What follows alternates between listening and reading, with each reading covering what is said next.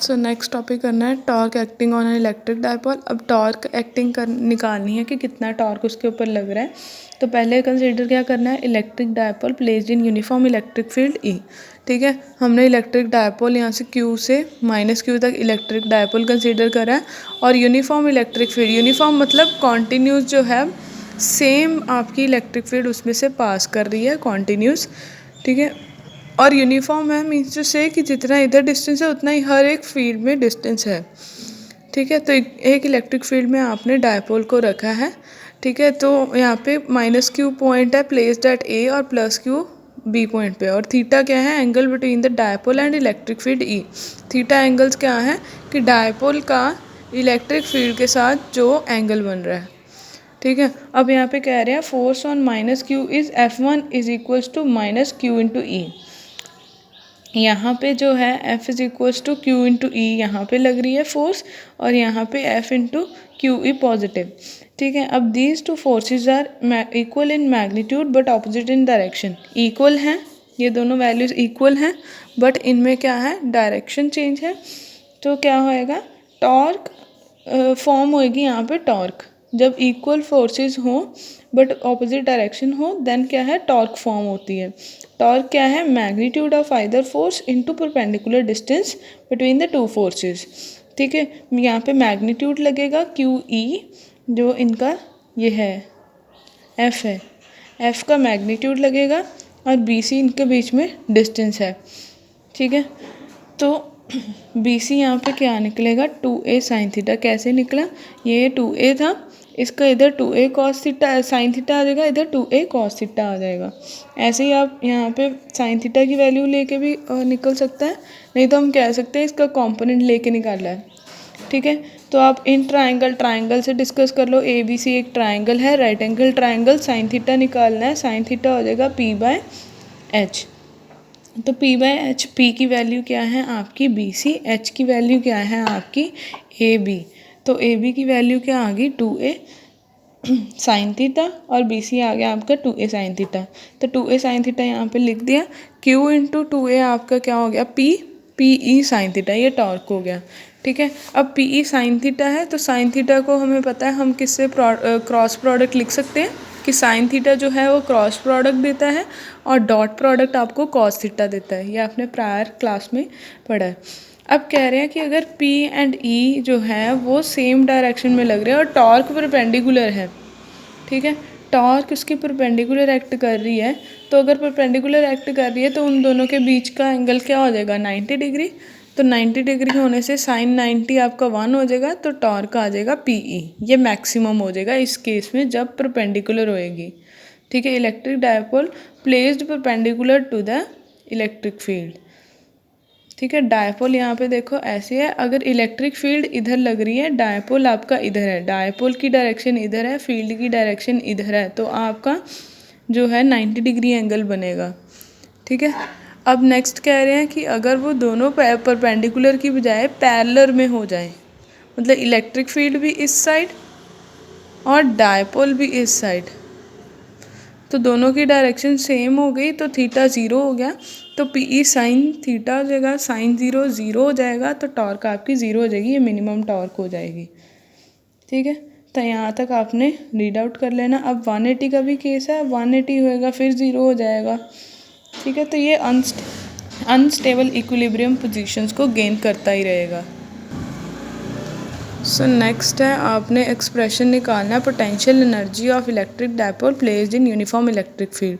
अब आपने potential energy निकालनी है।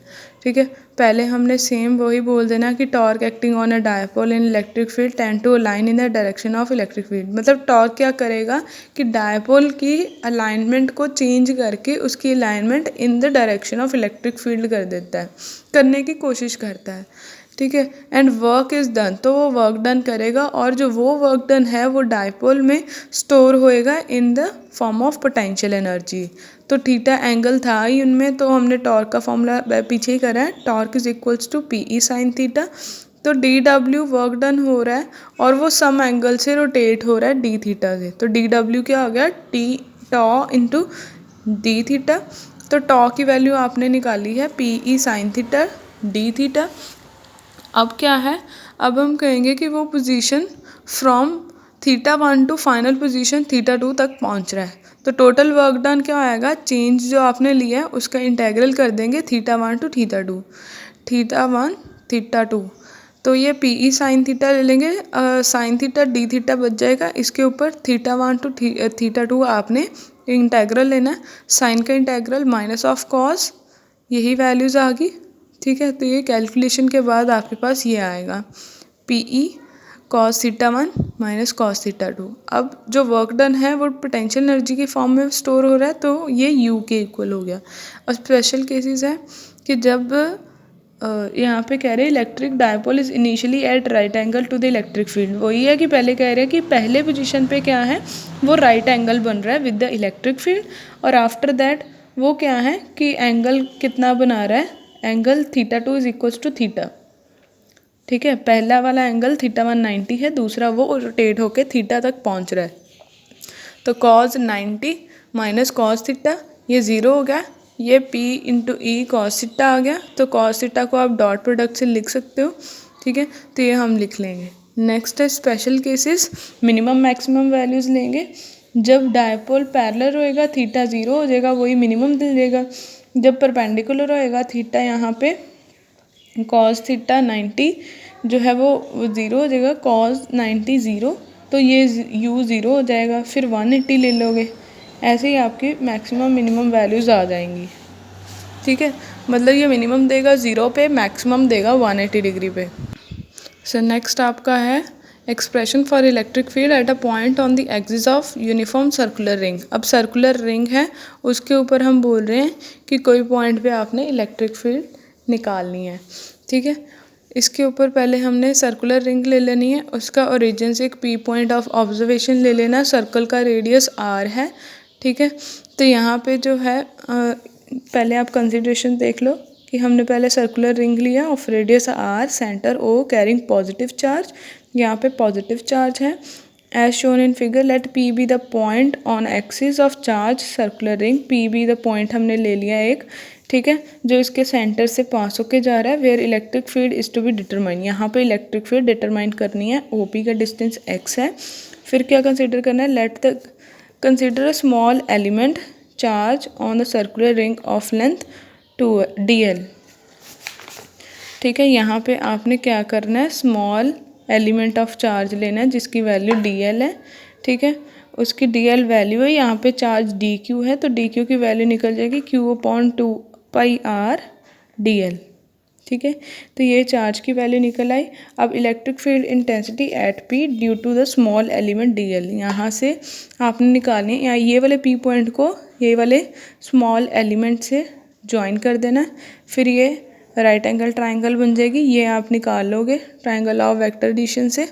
ठीक है, तो ये P पॉइंट से ये वाला ACP का डिस्टेंस निकल जाएगा। ऐसे ही आपने एक ऊपर लिया एलिमेंट, एक नीचे लिया हुआ है। ठीक है, तो पहले इलेक्ट्रिक फील्ड इंटेंसिटी निकाल ली P पॉइंट पे। ठीक है, तो DE is equals to 1/4πε0 dq upon r² plus x²। ठीक है जी, फिर DE को रिजॉल्व करा, यहाँ पे जो DE फील्ड लग रही थी, ये देखो, इसको रिजॉल्व करा उन्होंने।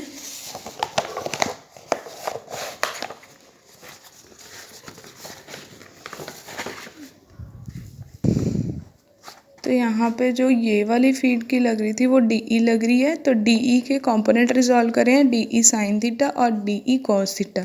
ठीक है, तो ऐसे ही इन्होंने DE की वैल्यू ले ली, फिर उसको रिजॉल्व करा along the two rectangular component DE cos theta along PX।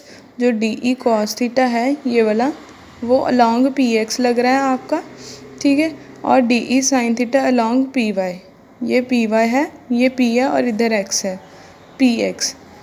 ठीक है, तो यहाँ पे D वैसे ही आपने बोल दिया कि electric field intensity eight point A', B' बिल्कुल सेम होएगी। ठीक है, तो वहाँ पे DE' आ जाएगी और DE' के component same, DE' cos theta, DE' sine theta. ठीक है, यहाँ पे भी सेम है कि जो इनके परपेंडिकुलर कंपोनेंट्स हैं वो कैंसिल हो जाएंगे और जो पैरेलल कंपोनेंट्स हैं ये वाले ये ऐड अप हो जाएंगे। ठीक है, तो यहाँ पे हमने यही बोल रहे हैं कि डी ई कॉस थीटा को रिजॉल्व कर दिया इसमें, since d e is equals to d e dash. ठीक है, तो यहाँ पे hence component d e sine theta and d e dash sine theta will be cancel with each other. तो ये साइन थीटा वाले कॉम्पोनेंट कैंसिल हो जाएंगे। ठीक है, तो यहाँ पे इलेक्ट्रिक फील्ड इंटेंसिटी एक पॉइंट पे पहले निकालेंगे डी ई के लिए, डी ई कॉस थीटा। ठीक है, डी ई की वैल्यू डाल दी आपने, कॉस थीटा निकालना है। फिर कॉस थीटा क्या हो जाएगा, base upon hypotenuse O P C लेनी है, ये सी ओ पी, ये वाला ट्राइंगल लेना है, इसमें कॉस थीटा की वैल्यू निकालनी है। कॉस थीटा क्या हो जाएगा, cos theta base upon hypotenuse, base क्या है यहाँ पे पी ओ बेस है, पी ओ बेस है और पी सी परपेंडिकुलर है, तो P O upon P C X upon square root of R square X square आ जाएगा। ठीक है, तो ये वैल्यू आपने यहाँ पे पुट कर दी, ये 3/2 बन गया। ठीक है, उसके बाद डी क्यू की वैल्यू हमने निकाली थी, ये वाली Q upon 2 pi R D L. D Q की वैल्यू क्या थी, सर्कमफ्रेंस वाला ये लगा 2 pi R D L, Q upon 2 pi R D L. तो ये डी क्यू की वैल्यू निकल आई। उसके बाद आपने डी क्यू की वैल्यू पुट कर दी, फिर डी एल के ऊपर सिर्फ इंटेग्रल रह जाएगा। तो डी एल का इंटेग्रल क्या हो जाएगा, सर्कमफ्रेंस 2 पाई आर, ये कैंसिल आउट हो जाएगा, 2 पाई आर आपके पास ये बच जाएगा। ठीक है, तो ये आपका एक्सप्रेशन है, expression for electric field intensity at a point on uniform on axis of uniformly charge ring. यहाँ पे भी केसेस डिस्कस कर लेने हैं कि पहले हम बोल दें कि अगर पी पॉइंट जो है वो ओरिजिन में लाई कर रहा है तो x 0 हो जाएगा, x 0 के साथ आपकी इलेक्ट्रिक फील्ड 0 हो जाएगी। ठीक है, तो नेक्स्ट हम कह रहे हैं कि x अगर बहुत ज़्यादा बड़ा है as compare to the r, radius से बहुत ज़्यादा बड़ा है, तो आप r को निगलेक्ट कर दोगे, x की वैल्यू ले लोगे, तो ये e की वैल्यू निकल आएगी।